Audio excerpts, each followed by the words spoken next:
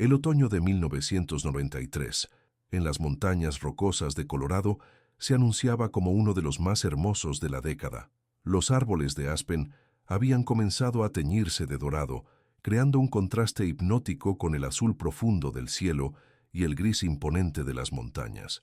La temporada turística principal había terminado, dejando las carreteras más tranquilas, perfectas para quienes buscaban intimidad con la naturaleza. David y Marlene Whitaker celebraban su 10º aniversario de matrimonio. Después de años dedicados a construir su pequeña empresa de diseño gráfico en Denver, por fin habían encontrado el momento perfecto para realizar ese viaje tantas veces postergado por la Million Dollar Highway, esa ruta serpenteante que conecta a Ouray con Silverton, considerada una de las más espectaculares y peligrosas de América. La mañana del 7 de octubre, David cargó su Jeep Cherokee blanco con el equipaje necesario para una semana de aventura.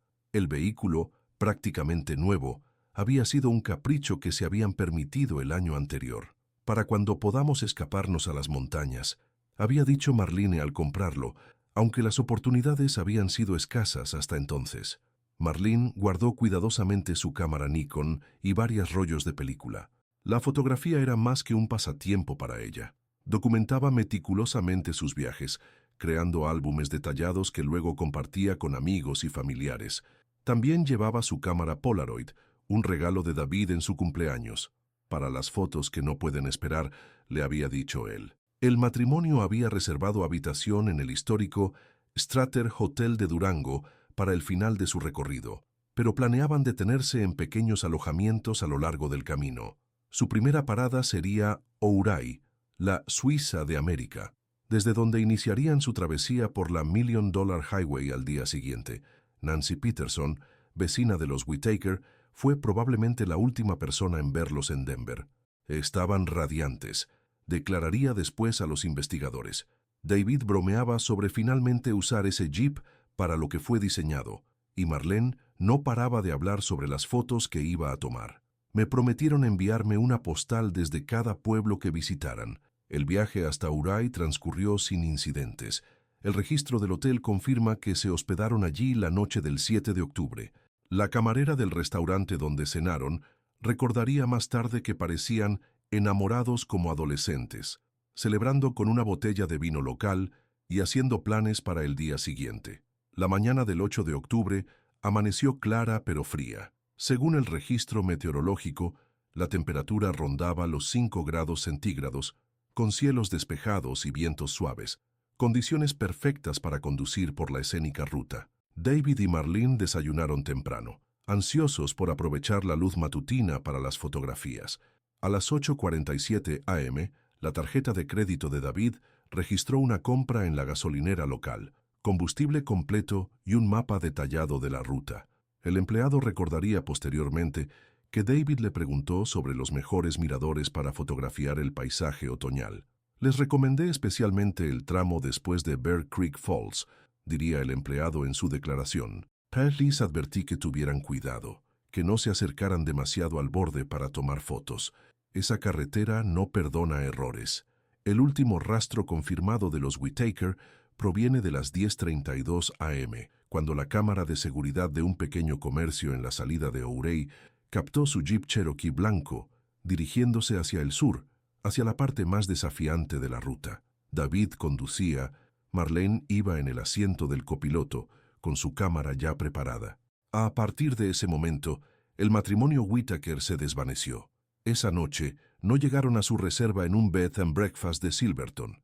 La propietaria, Martha Collins, llamó al hotel en Ouray para preguntar si los huéspedes habían cancelado, pero le informaron que habían salido por la mañana según lo previsto.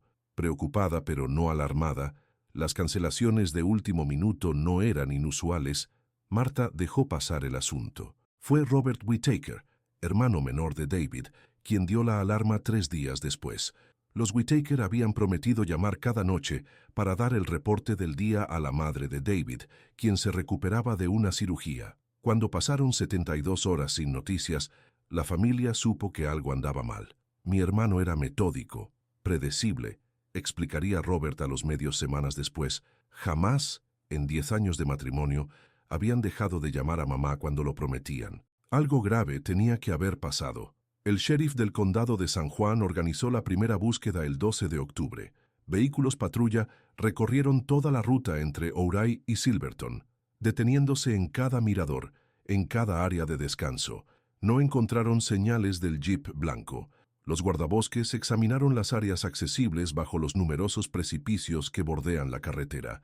Para el atardecer, se había convocado un equipo de búsqueda y rescate, con helicópteros equipados con cámaras térmicas, pero la naturaleza abrupta del terreno, con barrancos de cientos de metros de profundidad y vegetación densa, complicaba enormemente la tarea. «Es como buscar una aguja en un pajar», declaró el sheriff Wilson a la prensa local. Si el vehículo se salió de la carretera en ciertas áreas, podría estar completamente oculto por la vegetación o haber caído a profundidades que hacen imposible su avistamiento desde el aire. A medida que pasaban los días, la búsqueda se intensificó. Voluntarios de todo Colorado se unieron a los esfuerzos. Se rastrearon kilómetros de rutas secundarias y caminos forestales cercanos a la Highway 550. Se verificaron hospitales y alojamientos en un radio de 200 kilómetros. Nada. Era como si David y Marlene Whitaker hubieran sido borrados del mapa. El clima comenzó a empeorar a finales de octubre. Las primeras nevadas de la temporada complicaron aún más las operaciones de búsqueda. Para principios de noviembre, las autoridades se vieron obligadas a reducir los esfuerzos, prometiendo reanudarlos en primavera, cuando el deshielo hiciera accesibles nuevamente ciertas áreas. La última fotografía conocida de la pareja se convirtió en un elemento recurrente en los medios nacionales. David y Marlene sonriendo ante la cámara en la entrada del hotel en Ouray, con las montañas como telón de fondo. Él, con su característica barba recortada y camisa a cuadros. Ella, con su cabello castaño recogido en una coleta y esa sonrisa que iluminaba sus ojos verdes. La imagen de la felicidad, congelada para siempre en la mañana de su desaparición. La familia distribuyó carteles con sus fotografías por todo el estado. Se ofrecieron recompensas. La comunidad de Denver organizó vigilias, pero a medida que el invierno se instalaba en las rocosas, la esperanza comenzaba a desvanecerse, sepultada bajo el mismo manto blanco que ahora cubría los posibles secretos de la Million Dollar Highway. Lo que nadie podía imaginar entonces era que el misterio de los Whitaker no era simplemente otro trágico accidente en una carretera peligrosa. Lo que nadie sospechaba era que esas montañas guardaban un secreto mucho más oscuro que un vehículo despeñado, un secreto que permanecería enterrado durante 3 décadas. El invierno de 1993-1994 en Colorado fue particularmente severo. Las operaciones de búsqueda quedaron oficialmente suspendidas hasta la primavera, aunque algunos voluntarios, principalmente amigos cercanos y familiares de los Whitaker, continuaron realizando pequeñas expediciones cuando el clima lo permitía. Robert Whitaker, que había dejado temporalmente su trabajo como ingeniero en Chicago para coordinar la búsqueda, estableció un pequeño cuartel general en un motel de Ouray. Desde allí, junto con su esposa Melissa, organizaba los esfuerzos, atendía llamadas y seguía pistas que invariablemente conducían a callejones sin salida. Alquilamos un jeep similar al de David, recordaría Melissa años después. Recorrimos la ruta docenas de veces, deteniéndonos en cada curva, en cada mirador, imaginando dónde podrían haberse detenido ellos para tomar fotografías. Robert escrutaba cada barranco con binoculares, buscando cualquier destello metálico, cualquier señal de un vehículo accidentado. La teoría inicial y más aceptada era que el Jeep Cherokee había sufrido un accidente en algún punto particularmente peligroso de la carretera. La Million Dollar Highway, construida originalmente como ruta para diligencias en el siglo XIX, es conocida por sus curvas cerradas, pendientes pronunciadas y, en muchos tramos, la ausencia total de guardarraíles. Un momento de distracción, un error de cálculo podría ser fatal. Sin embargo, a medida que pasaban las semanas sin hallazgos, comenzaron a surgir teorías alternativas. Si hubiera sido un simple accidente, ya habríamos encontrado algo, insistía Robert. Un trozo del vehículo, una marca en la carretera, algún efecto personal arrastrado por la corriente de algún río. Es como si la tierra se los hubiera tragado. Para febrero de 1994, El caso había comenzado a enfriarse en los medios nacionales, aunque seguía siendo noticia frecuente en Colorado. La policía estatal amplió la investigación para incluir otras posibilidades. ¿Y si no había sido un accidente?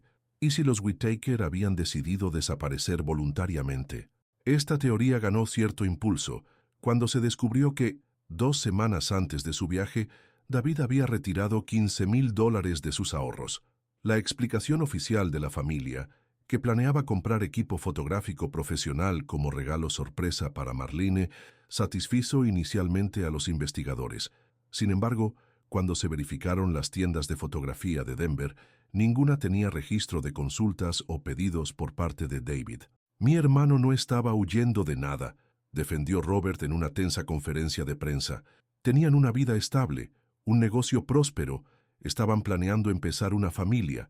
¿Por qué desaparecerían? No obstante, la duda ya se había sembrado. Los investigadores comenzaron a examinar más detalladamente la vida de la pareja. Entrevistaron a clientes de su empresa de diseño gráfico, revisaron sus finanzas, indagaron en su círculo social. Carol Martínez, mejor amiga de Marlene desde la universidad, fue categórica en su defensa. Hablábamos casi a diario. Marlene estaba emocionada por el viaje, pero también por el futuro. Me había confesado que habían dejado de usar protección, que estaban intentando tener un bebé. Eso no es algo que haces si planeas desaparecer. La primavera de 1994 trajo renovadas esperanzas. Con el deshielo, los equipos de búsqueda pudieron acceder a áreas previamente inaccesibles. Se organizó una operación masiva que incluyó drones, tecnología incipiente en ese entonces, perros rastreadores y decenas de voluntarios que peinaron metódicamente los barrancos y bosques adyacentes a la ruta. El 17 de abril pareció producirse un avance cuando un excursionista encontró lo que parecía ser un trozo de parachoques blanco en el fondo de un barranco, a unos 25 kilómetros al sur de Ouray. La noticia corrió como pólvora y los medios nacionales volvieron a interesarse en el caso. Sin embargo, el análisis posterior confirmó que los restos pertenecían a un Ford de los años 80, probablemente de otro accidente no reportado. Fue un golpe devastador para la familia, que había alimentado brevemente la esperanza de obtener respuestas. Ver la expresión de Robert cuando le dieron la noticia fue desgarrador, confesaría más tarde el sheriff Wilson. Era como ver a un hombre ahogándose que por un momento cree haber encontrado una tabla de salvación, solo para verla desvanecerse entre sus dedos. Para el verano de 1994, la búsqueda activa había sido sustancialmente reducida. El caso seguía abierto, pero los recursos asignados disminuían mes a mes. La madre de David, debilitada por la tensión emocional y su propia enfermedad, falleció en agosto sin saber qué había ocurrido con su hijo. Robert y Melissa, exhaustos financiera y emocionalmente, tuvieron que regresar a Chicago. Sin embargo, establecieron la Fundación Whittaker, dedicada a mantener vivo el caso y a ayudar a otras familias de personas desaparecidas en áreas silvestres. Cada año, en el aniversario de la desaparición, regresaban a Colorado para realizar una pequeña ceremonia en un mirador de la Million Dollar Highway, donde habían colocado una placa conmemorativa. Mientras tanto, en las pequeñas comunidades alrededor de la ruta, el caso de los Whittaker se convertía gradualmente en leyenda local, en esa clase de historia que los lugareños cuentan a los turistas en noches de tormenta. En el Rustic Café de Silverton, la camarera señalaba la fotografía de la pareja colgada junto a la caja registradora. Nunca llegaron aquí. Tenían reserva para cenar esa noche. La mesa esperó vacía hasta el cierre. Con el paso de los años, surgieron rumores. Algunos juraban haber visto a una pareja similar en Argentina o en Canadá. Otros, más sensacionalistas, hablaban de avistamientos de un jeep blanco fantasma en noches de niebla en la carretera. Las teorías de conspiración encontraron terreno fértil en los primeros foros de Internet. Testigos protegidos, víctimas de un asesino en serie, secuestrados por algún culto de las montañas. La realidad era más prosaica y dolorosa. Para las autoridades, el caso de los Whittaker se había convertido en uno más de los cientos de archivos sin resolver que se acumulan en las estanterías de cualquier departamento de policía. Ocasionalmente, algún detective novato o particularmente tenaz revisaba el expediente, pero sin nuevas pistas, había poco que hacer. Para 1999, el caso había sido transferido oficialmente a la Unidad de Personas Desaparecidas de Largo Plazo. La teoría predominante seguía siendo un accidente fatal en algún punto remoto de la ruta, con el vehículo en una ubicación tan inaccesible que había escapado a todas las búsquedas. El año 2000 trajo un breve resurgimiento del interés cuando el programa de televisión Unsolved Mysteries dedicó un segmento al caso. Se recibieron docenas de llamadas, pero ninguna aportó información útil.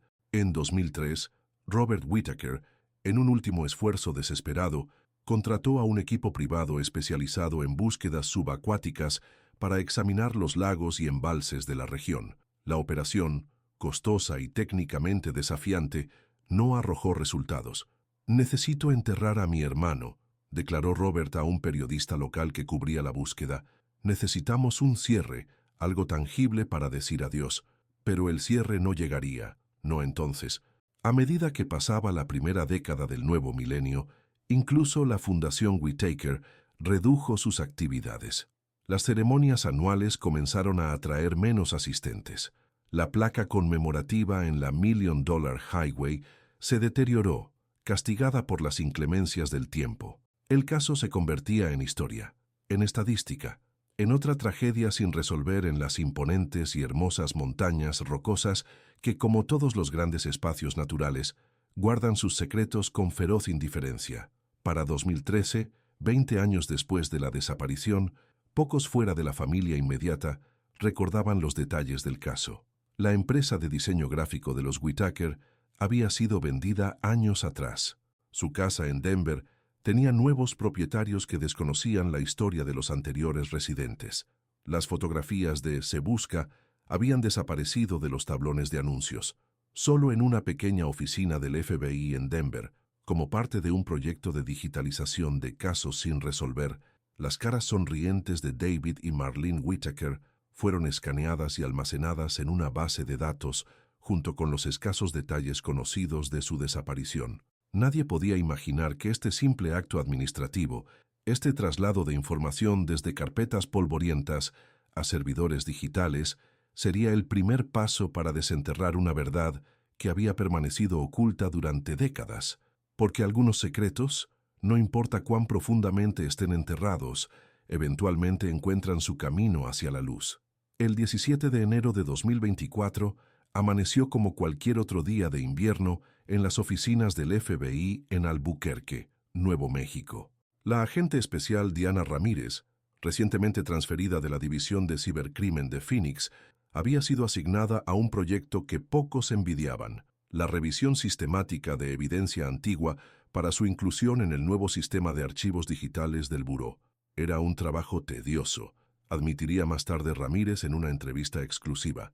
Literalmente, días enteros abriendo cajas polvorientas, digitalizando documentos amarillentos y catalogando objetos que habían sido olvidados por décadas. El proyecto, denominado internamente Operación Legado, formaba parte de una iniciativa nacional para centralizar y modernizar los archivos de casos sin resolver.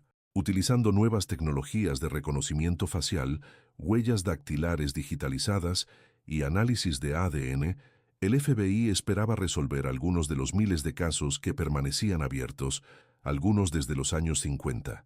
La caja que Ramírez abrió esa mañana llevaba la etiqueta Evidencia Miscelánea, 1990-1995, y contenía una colección aparentemente aleatoria de objetos, cartas anónimas con amenazas, fotografías sin identificar, pequeños objetos encontrados en escenas de crímenes y nunca reclamados. Estaba por terminar mi turno cuando la encontré, relataría Ramírez.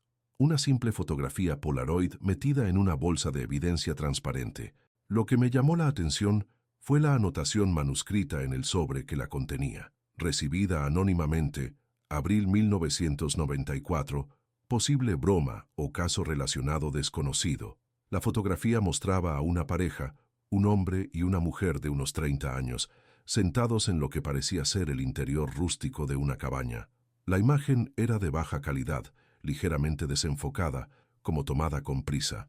Pero lo que resultaba perturbador era la evidente situación. Ambos tenían las manos atadas a las espaldas y miraban directamente a la cámara con expresiones que mezclaban miedo y determinación. Al dar vuelta a la Polaroid, Ramírez encontró una inscripción escrita a mano con tinta negra. Ellos vieron algo que no debían ver. Siguiendo el protocolo, la agente escaneó la fotografía en alta resolución e ingresó los datos básicos en el sistema: fecha aproximada, ubicación donde fue recibida, breve descripción. Luego, casi como una ocurrencia tardía, activó el nuevo software de reconocimiento facial para comparar los rostros con la base de datos de personas desaparecidas. No esperaba resultados inmediatos. El sistema solía tardar días o incluso semanas en procesar solicitudes de casos antiguos, considerados de baja prioridad frente a investigaciones activas. Sin embargo, a la mañana siguiente, Ramírez encontró una notificación urgente en su terminal. El sistema había identificado a los sujetos de la fotografía con un 87% de probabilidad. Se trataba de David y Marlene Whittaker, desaparecidos en Colorado en octubre de 1993. Recuerdo quedarme mirando la pantalla, sintiendo un escalofrío, confesaría la agente. De repente, no estaba tratando con una pieza anónima de evidencia olvidada, sino con dos personas reales, con nombres, con una historia, con familias que habían esperado respuestas durante 3 décadas. Ramírez reportó inmediatamente el hallazgo a sus superiores. En cuestión de horas, el caso dormido de los Whittaker fue reactivado y asignado prioridad elevada. La fotografía Polaroid representaba la primera evidencia tangible de que la pareja había sobrevivido a su desaparición inicial y, más perturbador aún, sugería fuertemente que habían sido víctimas de un crimen. La primera llamada fue para Robert Whittaker, ahora un hombre de 62 años viviendo en Portland, Oregón. Hacía años que había abandonado la esperanza de encontrar respuestas. Al principio pensé que era una broma cruel, relataría Robert posteriormente. Pero después de tantos años, tantas falsas esperanzas, pedí que me enviaran la fotografía por email antes de aceptar cualquier reunión. La confirmación de Robert fue inequívoca. Son ellos. Es David. Es Marlene. Dios mío, estaban vivos después de desaparecer. Se estableció un equipo conjunto entre el FBI y la Policía Estatal de Colorado para la investigación. La pieza clave del rompecabezas era ahora entender cómo una fotografía de los Whittaker había llegado a una comisaría de Nuevo México en 1994 y por qué había permanecido archivada incorrectamente durante tanto tiempo. La revisión de los registros de la comisaría de Albuquerque reveló que la Polaroid había llegado en un sobre sin remitente el 12 de abril de 1994. El oficial que la recibió, ahora retirado, recordaba vagamente el incidente. Pensé que era una broma macabra o quizás material relacionado con alguna película. No teníamos casos abiertos que coincidieran con esas características. El análisis forense moderno de la fotografía proporcionó nuevos detalles. Los expertos determinaron que la Polaroid había sido tomada con una cámara Polaroid Sun 600, modelo compatible con el que Marlene llevaba en su viaje. La datación aproximada, basada en la degradación de los productos químicos de la imagen, situaba la toma entre octubre de 1993 y marzo de 1994, coincidiendo con el período posterior a su desaparición. Más revelador aún fue el análisis del fondo de la imagen. Detrás de la pareja podía verse parcialmente una pared de troncos y una pequeña ventana. A través de esta, aunque borroso, se distinguía un paisaje montañoso. Los geólogos del FBI, utilizando software de análisis topográfico, lograron identificar las formaciones visibles como parte de la cordillera de San Juan, específicamente desde un ángulo que situaría la cabaña en algún punto entre Ouray y Silverton. Estaban siendo retenidos cerca de donde desaparecieron, concluyó el agente especial a cargo, Marcus Torres. No fue un accidente en la carretera, ni una fuga voluntaria. Fueron secuestrados. Con esta nueva perspectiva, el equipo de investigación regresó a los archivos originales del caso. Revisaron declaraciones, informes de búsqueda, entrevistas con testigos. ¿Qué se había pasado por alto? ¿Quién podría haber tenido motivos para secuestrar a una pareja de turistas aparentemente común? Fue entonces cuando Diana Ramírez hizo su segunda contribución crucial al caso. Curioseando en los archivos digitalizados de casos sin resolver en la región de las montañas de San Juan, encontró un patrón inquietante. Entre 1985 y 1997, al menos 7 personas habían desaparecido en circunstancias similares en esa área. Todos eran excursionistas o turistas, todos habían estado en la región de la Million Dollar Highway y en ningún caso se habían encontrado restos o vehículos. Era como si la montaña estuviera tragándose a la gente, observó Ramírez. Pero las montañas no hacen eso por sí solas. Alguien estaba operando en esa zona y de alguna manera había logrado ocultar sus crímenes durante décadas. A finales de enero de 2024, el FBI organizó una nueva operación de búsqueda, esta vez con tecnología que no existía en los 90, drones equipados con sensores térmicos y de metal, imágenes satelitales de alta resolución y software de mapeo tridimensional que podía identificar anomalías en el terreno, como estructuras enterradas o terreno recientemente alterado. El 4 de febrero, un equipo de búsqueda detectó una anomalía en una ladera remota, aproximadamente a 3 kilómetros de la carretera principal. Lo que parecía a simple vista un deslizamiento de tierra natural, resultó ser, tras una inspección más cercana, los restos colapsados de una estructura parcialmente subterránea. Era ingenioso, explicaría después el líder del equipo de búsqueda. La cabaña había sido construida aprovechando una cueva natural y ampliándola. Desde el aire, incluso con la tecnología de los 90, habría sido prácticamente invisible, camuflada por la vegetación y el diseño que la integraba en la ladera. Los trabajos de excavación comenzaron inmediatamente, con la precaución propia de una potencial escena del crimen. Lo que descubrieron confirmó sus peores sospechas, los restos deteriorados de una cabaña de madera que coincidía con la visible en la Polaroid. El interior, protegido parcialmente por el derrumbe, contenía evidencia escalofriante, cadenas ancladas a la pared, un colchón viejo, latas de comida oxidadas, pero el hallazgo más significativo fue una caja metálica hermética, del tipo usado para proteger documentos de la humedad, oculta bajo una de las tablas del suelo.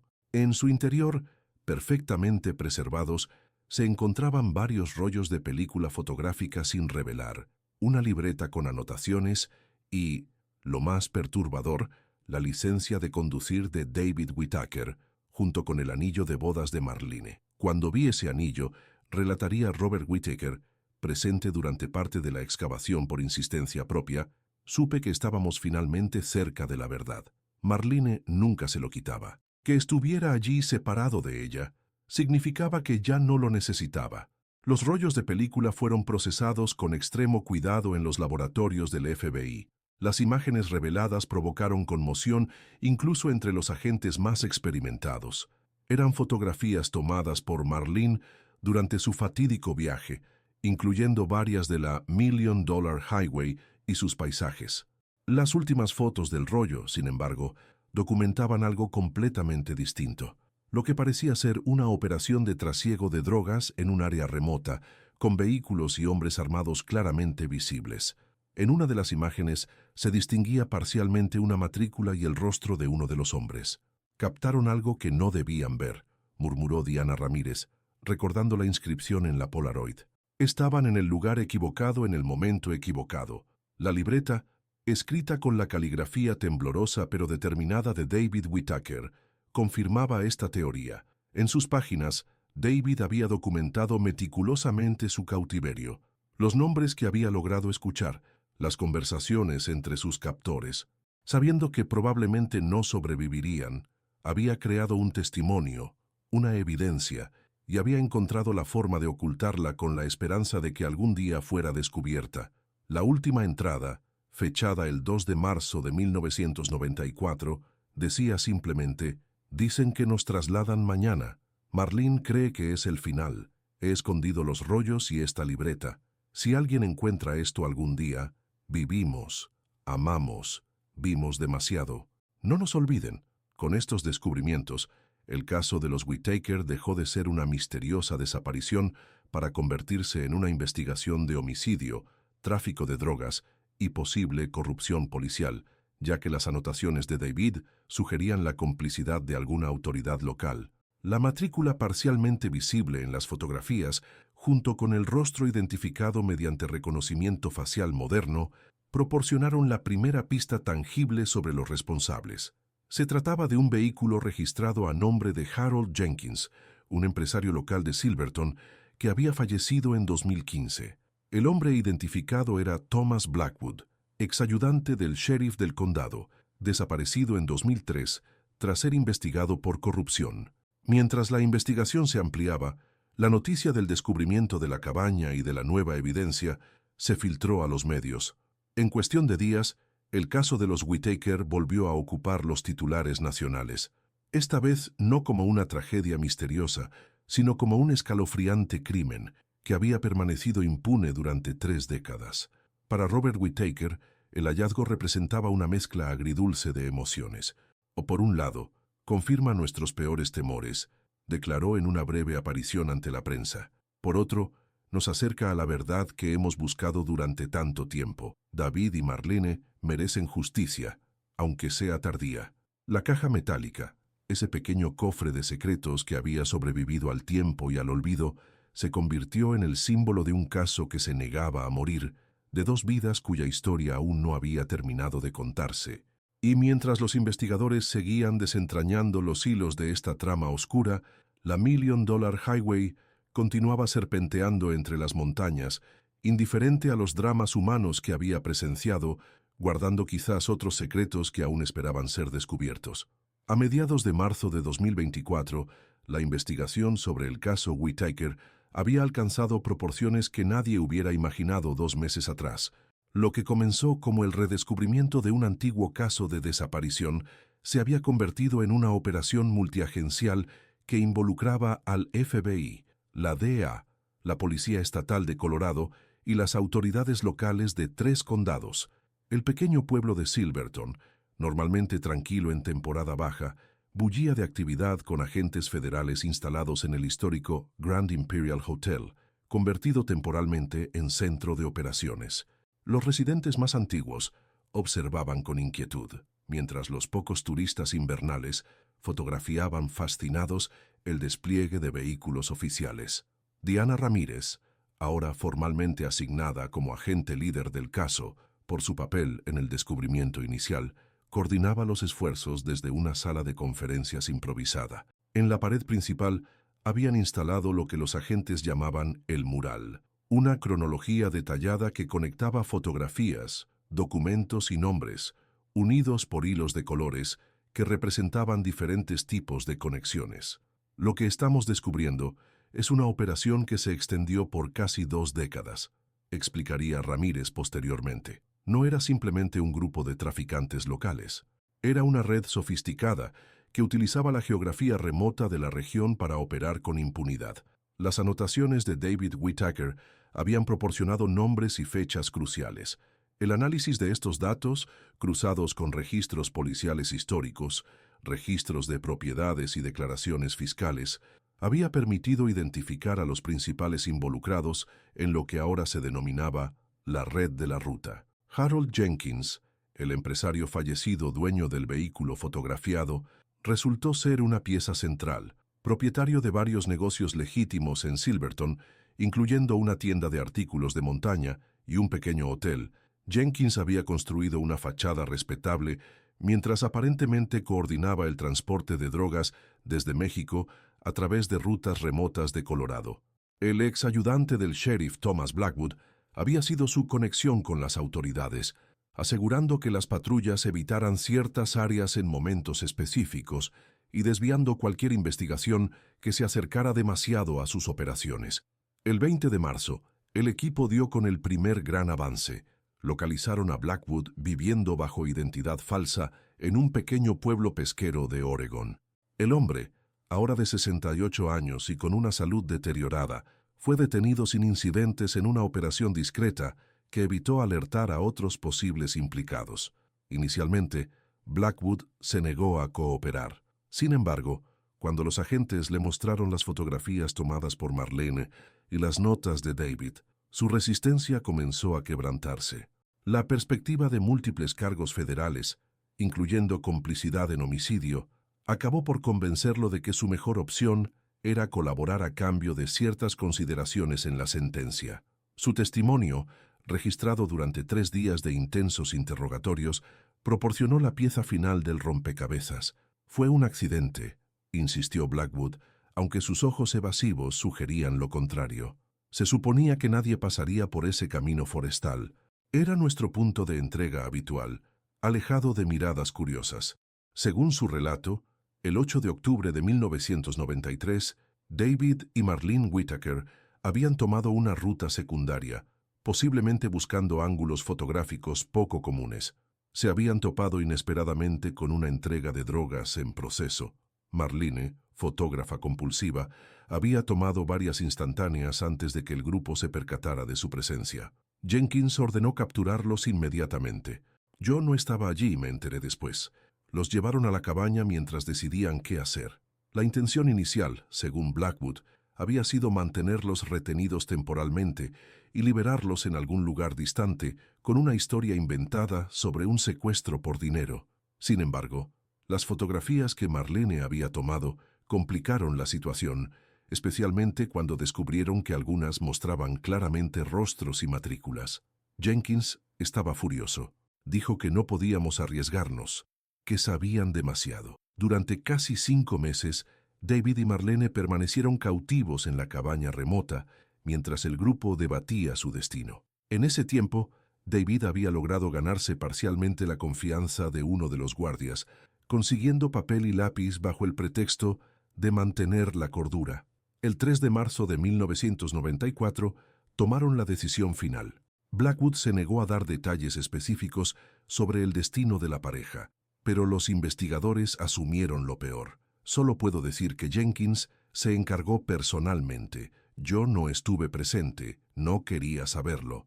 Sin embargo, un detalle del relato de Blackwood resultó particularmente perturbador. Fue él quien envió la fotografía Polaroid a la comisaría de Nuevo México.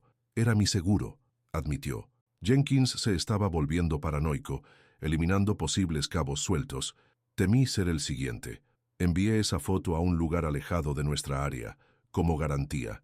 Si algo me pasaba, había dejado instrucciones para que un amigo revelara toda la operación. Con la confesión de Blackwood y la evidencia acumulada, el FBI pudo reconstruir los eventos con dolorosa claridad.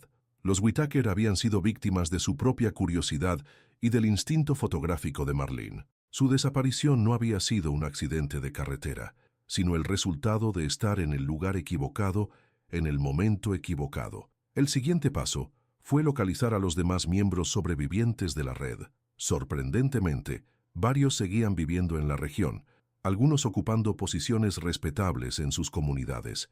El 2 de abril, en una operación sincronizada, fueron arrestados 7 sospechosos en Colorado, Nuevo México y Utah. Entre ellos estaba Michael Lawson, de 72 años, ex ranger forestal que aparentemente había ayudado a identificar rutas seguras para el transporte de drogas. Durante el registro de su propiedad en las afueras de Durango, los agentes hicieron un descubrimiento estremecedor. Enterrada en su jardín, junto a un viejo cobertizo, encontraron una caja de herramientas metálica que contenía objetos personales de varias personas desaparecidas a lo largo de los años, incluyendo el reloj de pulsera de David Whitaker y la cámara Nikon de Marlene. Era como un trofeo para él, comentaría después Diana Ramírez. Guardaba recuerdos de todas las víctimas que la organización había silenciado a lo largo de los años. Este macabro hallazgo permitió a los investigadores vincular definitivamente a la red con al menos 9 desapariciones ocurridas entre 1985 y 1997, cuando la operación aparentemente cesó tras la muerte en extrañas circunstancias de Jenkins, probablemente eliminado por sus propios socios. El impacto en la comunidad local fue devastador. Residentes de toda la vida descubrieron que habían convivido durante décadas con criminales responsables de múltiples muertes. Negocios que habían sido fachadas para actividades ilícitas eran parte integral de la economía local. La confianza en las autoridades quedó seriamente dañada cuando se confirmó la complicidad de varios oficiales a lo largo de los años. Es como si una sombra que siempre estuvo ahí de repente tomara forma, reflexionó Martha Collins, la propietaria del Bed and Breakfast, donde los Whittaker nunca llegaron a hospedarse. Ahora entendemos por qué ciertas preguntas nunca fueron bien recibidas, por qué ciertas áreas eran peligrosas y debían evitarse. Para Robert Whittaker, la resolución del caso trajo un cierre agridulce. Finalmente conocía la verdad sobre el destino de su hermano y su cuñada, pero la brutalidad de los hechos era difícil de asimilar. David siempre fue meticuloso, previsor, diría en una entrevista posterior. Incluso en sus últimos momentos, encontró la manera de documentar lo que estaba pasando, de dejar un rastro para que algún día pudiéramos conocer la verdad. Esa caja metálica con sus notas fue su último acto de resistencia. A finales de abril, basándose en la información proporcionada por los detenidos, un equipo de búsqueda especializado logró localizar lo que probablemente eran los restos de David y Marlene Whittaker en una zona remota del Bosque Nacional de San Juan. El análisis forense preliminar indicaba que habían sido ejecutados con armas de fuego, confirmando las sospechas más sombrías.